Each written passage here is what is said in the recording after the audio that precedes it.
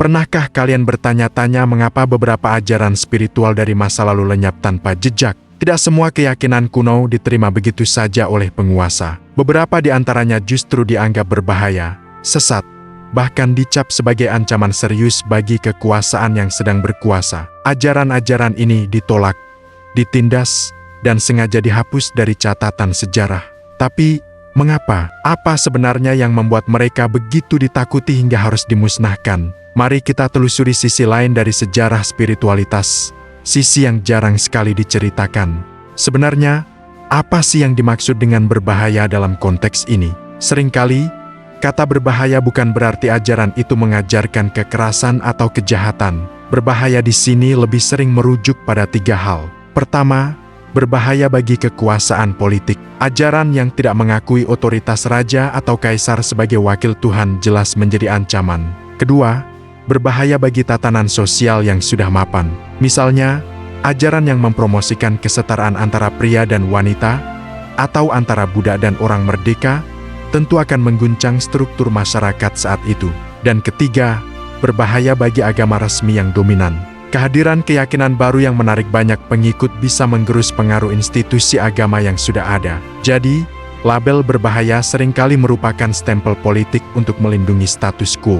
Sejarah mencatat banyak sekali momen ketika agama dan kekuasaan negara saling bertabrakan. Para penguasa seringkali menggunakan agama sebagai alat legitimasi. Mereka mengklaim kekuasaan mereka berasal dari Tuhan atau dewa-dewa. Nah, ketika muncul ajaran yang mengatakan bahwa setiap individu bisa terhubung langsung dengan Tuhan tanpa perantara, atau yang menolak hierarki sosial dan otoritas duniawi, ini menjadi masalah besar. Keyakinan semacam ini sangat sulit untuk dikontrol oleh negara. Para pengikutnya tidak lagi bergantung pada kuil, pendeta, atau bahkan raja untuk mendapatkan pencerahan spiritual. Mereka menjadi individu yang merdeka dalam berpikir, dan kemerdekaan inilah yang paling ditakuti oleh sistem kekuasaan yang otoriter. Ada beberapa contoh ajaran kuno yang pernah dianggap sangat berbahaya. Salah satunya adalah Gnostisisme. Kaum Gnostik percaya bahwa dunia material ini diciptakan oleh entitas yang lebih rendah, bukan Tuhan yang sejati. Mereka mengajarkan bahwa keselamatan sejati datang dari Gnosis, yaitu pengetahuan rahasia tentang asal-usul ilahi jiwa manusia. Ajaran ini menantang doktrin gereja perdana dan dianggap sesat karena menolak otoritas para uskup dan teks-teks suci yang sudah ditetapkan. Contoh lainnya adalah Manikeisme, yang didirikan oleh Nabi Mani di Persia. Ajaran ini menggabungkan unsur Zoroastrianisme, Buddhisme, dan Kristen. Manikeisme mengajarkan dualisme kosmik abadi antara dunia terang yang spiritual dan dunia gelap yang material.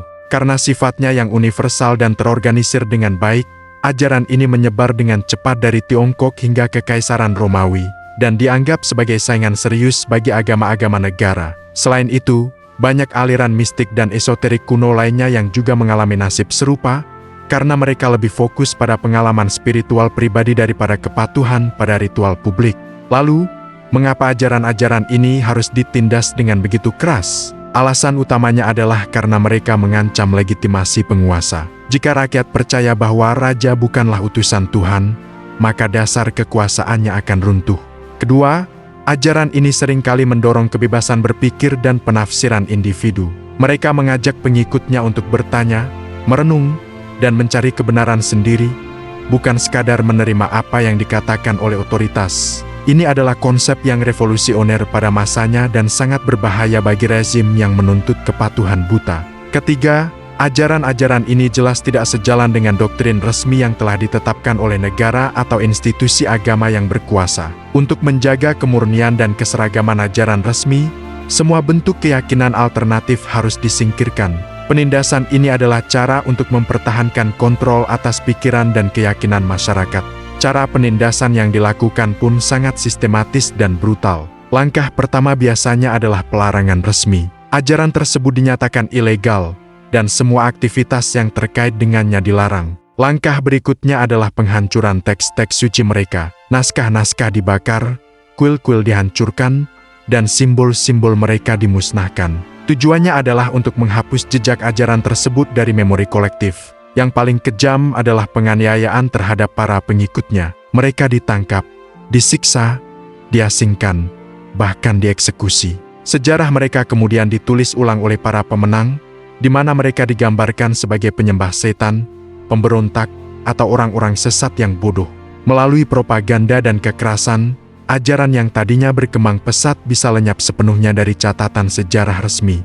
Dampak bagi para penganutnya tentu sangat mengerikan. Banyak dari mereka yang terpaksa menjalankan keyakinannya secara sembunyi-sembunyi, membentuk komunitas-komunitas rahasia untuk bertahan hidup. Tradisi, ajaran, dan teks suci mereka diwariskan dari mulut ke mulut atau melalui salinan tangan yang disembunyikan dengan hati-hati. Mereka hidup dalam ketakutan terus-menerus akan pengkhianatan dan penggerebekan. Sayangnya, karena tekanan yang begitu besar, banyak sekali ajaran, pengetahuan, dan hikmah kuno yang akhirnya hilang selamanya. Kita mungkin tidak akan pernah tahu seberapa kaya dan beragamnya pemikiran spiritual manusia di masa lalu akibat penindasan sistematis ini. Generasi-generasi berikutnya kehilangan kesempatan untuk belajar dari perspektif spiritual yang berbeda.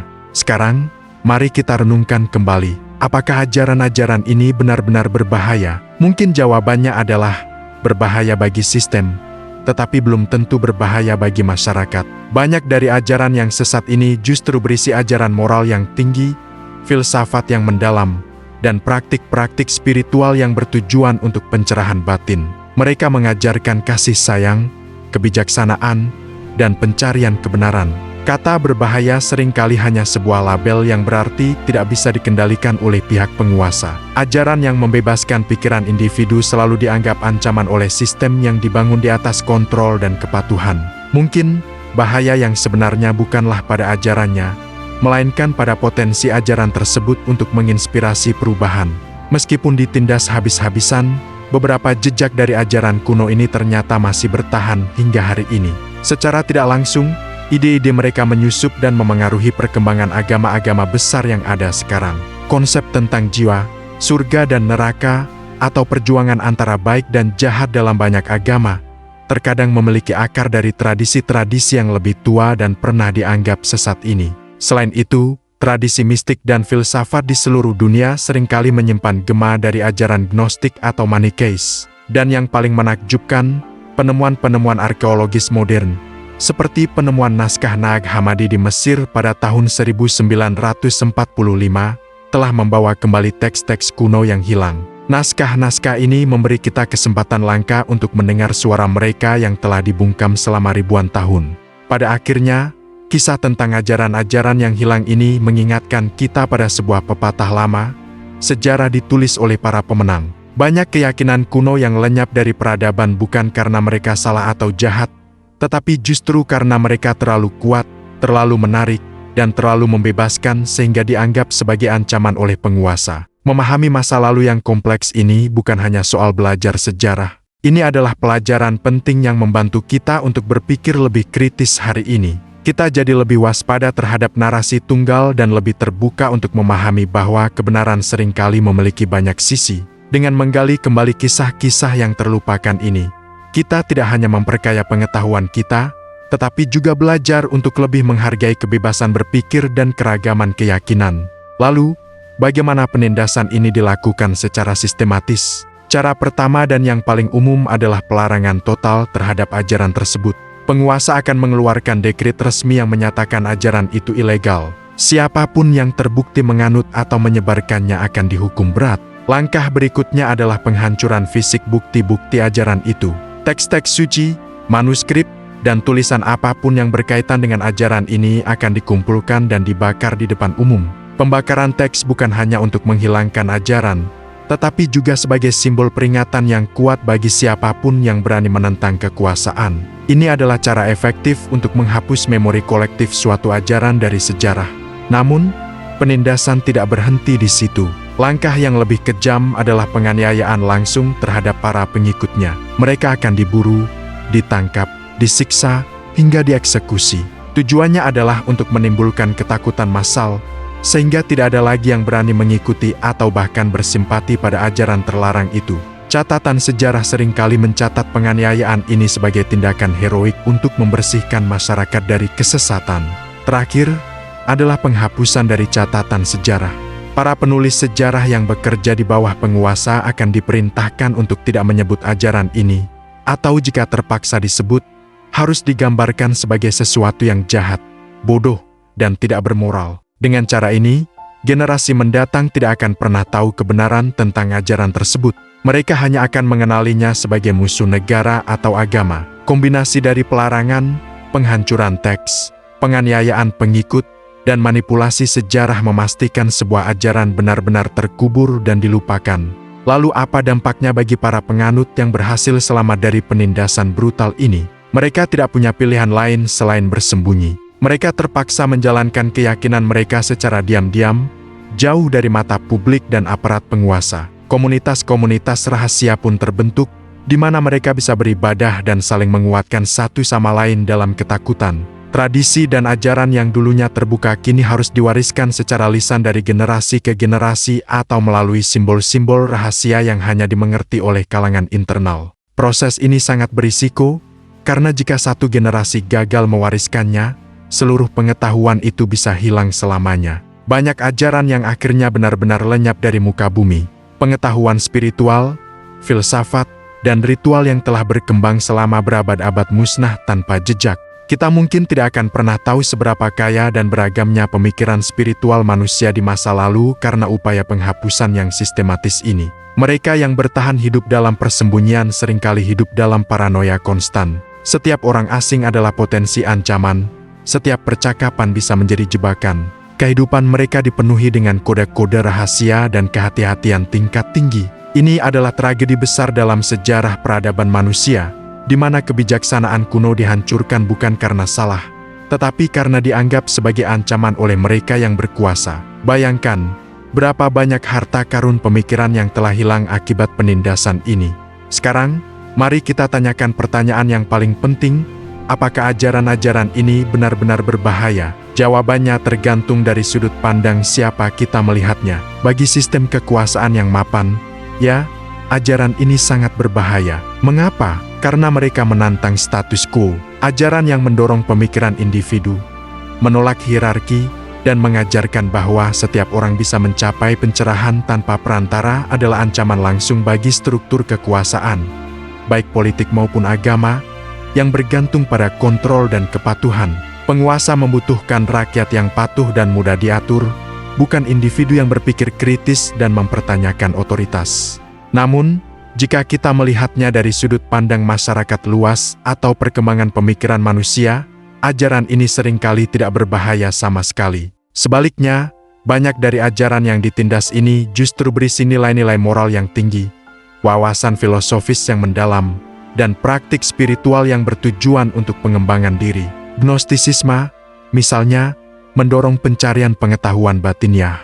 Manikeisme mengajarkan tentang perjuangan abadi antara kebaikan dan kejahatan dalam diri manusia. Ajaran-ajaran ini lebih fokus pada transformasi pribadi daripada penaklukan duniawi. Jadi, label berbahaya seringkali hanyalah sebuah alat propaganda. Kata ini digunakan untuk menjustifikasi penindasan terhadap ide-ide yang tidak bisa dikendalikan oleh penguasa. Sesuatu dianggap sesat atau berbahaya bukan karena secara inheren jahat, tetapi karena tidak sejalan dengan narasi resmi yang ingin dipertahankan oleh kekuasaan. Meskipun ditindas habis-habisan, apakah jejak ajaran-ajaran kuno ini benar-benar hilang selamanya? Ternyata tidak sepenuhnya. Seperti benih yang tertidur di bawah tanah, beberapa ide berhasil bertahan dan bahkan tumbuh kembali dalam bentuk yang berbeda. Banyak dari konsep ajaran yang dianggap sesat ini diam-diam meresap dan mempengaruhi agama-agama besar yang ada saat ini.